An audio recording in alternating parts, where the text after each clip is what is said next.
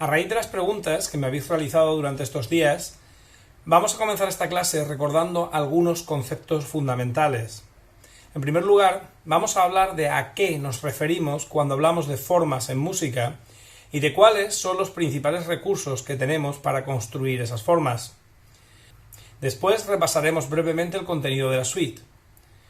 Y para estos dos primeros apartados os voy a dejar un fragmento de uno de los vídeos que os envié ya el año pasado.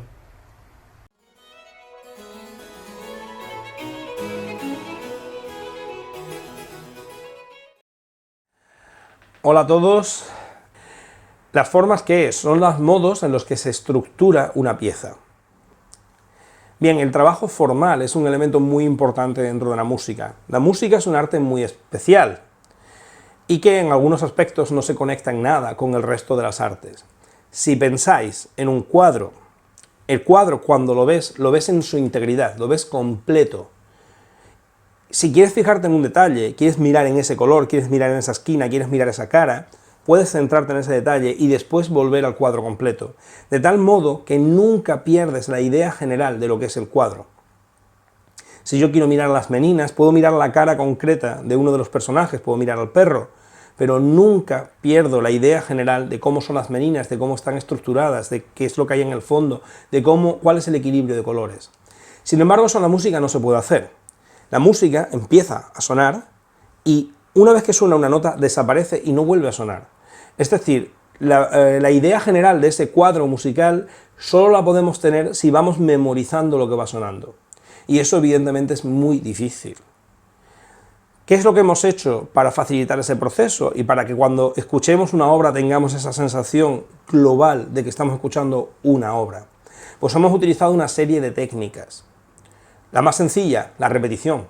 Repito una misma melodía, una misma estructura varias veces, y eso hace que en la memoria se vaya quedando y al final tengamos una idea global de qué es lo que define esa pieza, que es esa melodía que se repite. Tenemos otra técnica que es la variación, es decir, cogemos una melodía y vamos introduciendo cambios, pero siempre en nuestra memoria está la melodía original, con lo cual seguimos teniendo esa idea. Tenemos una técnica que ya hablaremos el año que viene, que es el desarrollo, ¿vale? Que es una técnica en la cual cogemos elementos fragmentarios de esa melodía y los tratamos de distintos modos, pero siempre elementos que recuerdan a ese elemento original. Y luego, para introducir contraste, es decir, para que no sea todo lo mismo y para que tenga cierto interés, introducimos pequeños elementos de diferenciación. Es decir, momentos que son iguales o que son variaciones y momentos que son diferentes y que le dan variedad. No sé si me he explicado bien, espero que sí, si no, ponedmelo en los comentarios y profundizamos en ello.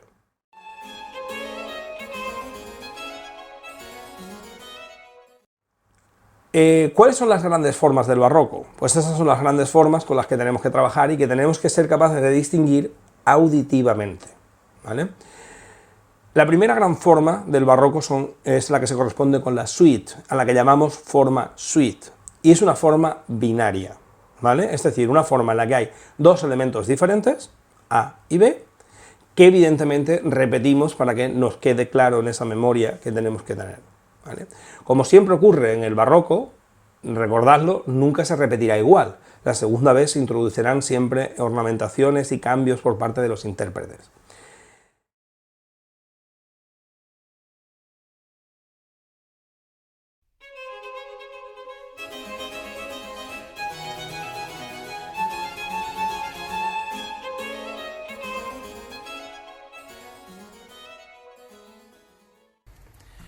Como hemos dicho en la introducción, la variación es una de las técnicas básicas de construcción musical. Resumidamente, las variaciones consisten en la exposición de un tema musical que se repite con algunas modificaciones en cada reexposición. No hay un número fijo de variaciones a realizar, ni tampoco una única técnica para construirlas. En el barroco encontramos esencialmente tres tipos de variación. Las primeras son las variaciones melódicas. En este tipo de variación, el tema original aparece de manera claramente identificable en cada variación, adornado con notas adicionales o con una pequeña paráfrasis del tema original. Esta técnica apareció con bastante frecuencia en las obras francesas, donde se le solía dar el nombre de double. Tenéis un ejemplo extraordinario de esta técnica de variación melódica, de un double proveniente de una de las nuevas suites de piezas de clavecín de Jean-Philippe Rameau.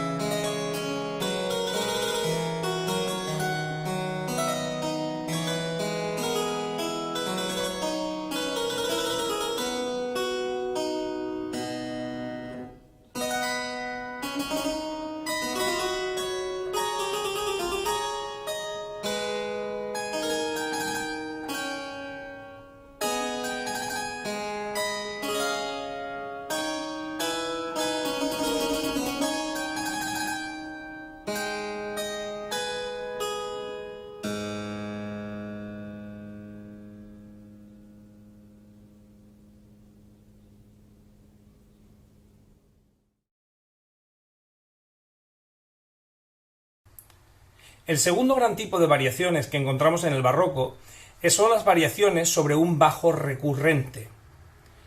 Estos son variaciones que se producen sobre un bajo que se repite de manera obstinada y sobre el cual se introducen elementos de novedad melódica. Las dos principales formas que utilizaron esta técnica durante el barroco fueron la pasacalla y la chacona.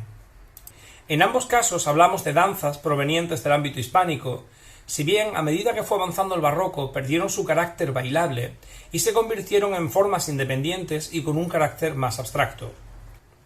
Aunque existían algunos elementos comunes entre todas las piezas, como ocurría por ejemplo con el ritmo ternario en el caso de las chaconas o con el modo menor en el caso de las pasacalles, lo cierto es que no existían normas fijas y en la práctica la composición de este tipo de piezas podía mostrar enormes diferencias entre sí.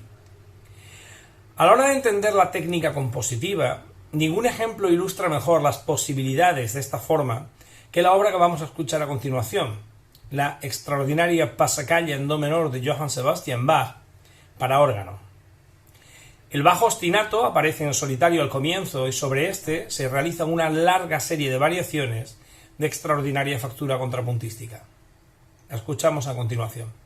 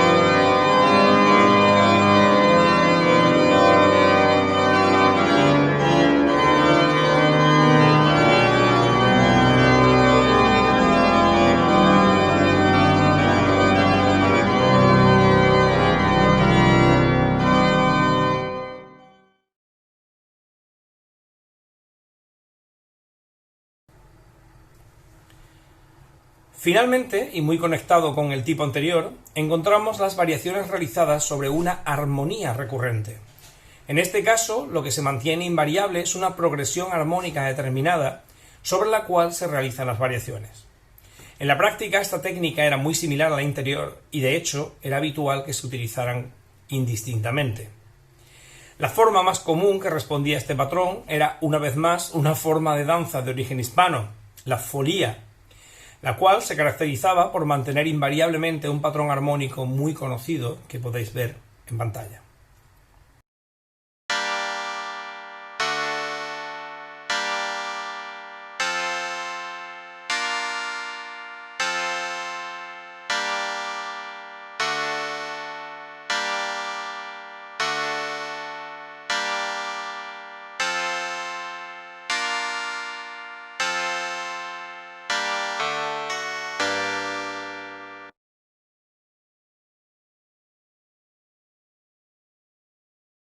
En los comentarios del vídeo os dejo enlaces a una fantástica representación danzada de esta forma y también a una conferencia donde se habla de la folía y la chacona, en ambos casos retransmisiones desde la Fundación Juan March de Madrid.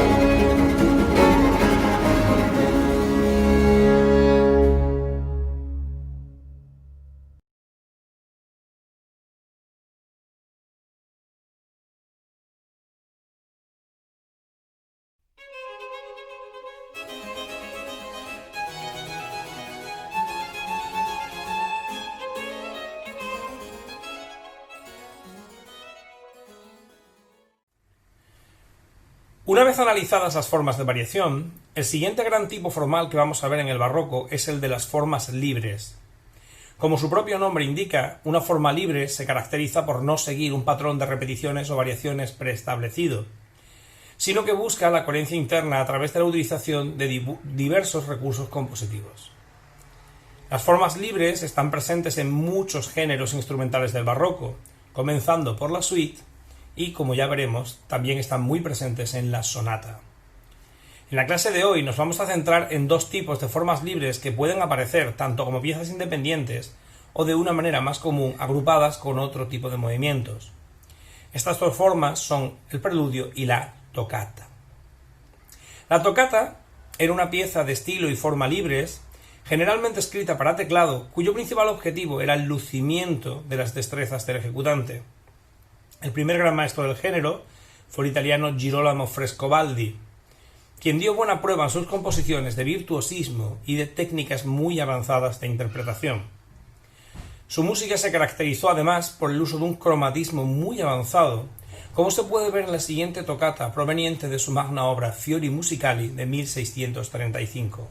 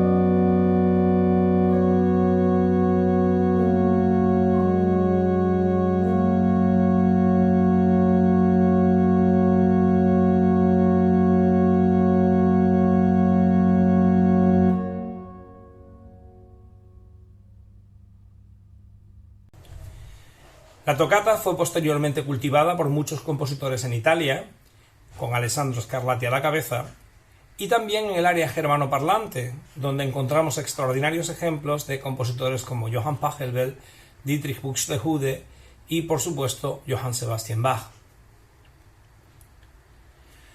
Por su parte, y como su propio nombre indica, un preludio es algo que precede a otra cosa. Los preludios eran originalmente composiciones instrumentales breves y de carácter improvisatorio, cuya función era preparar o introducir una forma mayor. Así, los preludios aparecían con frecuencia como movimiento introductorio de las suites, como ya hemos dicho, y a partir de finales del siglo XVII también comenzaron a aparecer como un movimiento previo e introductorio a la fuga. La cúspide de este emparejamiento llegó con el clave bien temperado de Johann Sebastian Bach, una colección de preludios y fugas para teclado en todas las tonalidades, donde el compositor explotaba todas las posibilidades de ambos géneros. Analizaremos con cierta tranquilidad esta obra y veremos varios de sus ejemplos en la clase siguiente, cuando hablemos precisamente de la fuga. Por último, y al igual que ocurría con la toccata, cabe recordar que a la hora de componer preludios jugaron un papel primordial las técnicas procedentes de la improvisación. De hecho, los verbos que se utilizaban en francés y alemán para improvisar eran respectivamente préluder y préludieren. Estas técnicas eran bien conocidas en la época e incluían, entre otros muchos recursos, el uso de patrones rítmico-melódicos repetidos o la inclusión de figuras de virtuosismo como las escalas o los arpegios. Estos patrones los vais a poder ver de una forma más clara en las clases de análisis, así que no nos detendremos aquí a explicarlos. Y con esto terminamos la clase de esta semana. Por favor, comprobad los ejercicios que tenéis y si tenéis alguna duda ya sabéis cómo contactar conmigo. Un saludo a todos y hasta la próxima semana.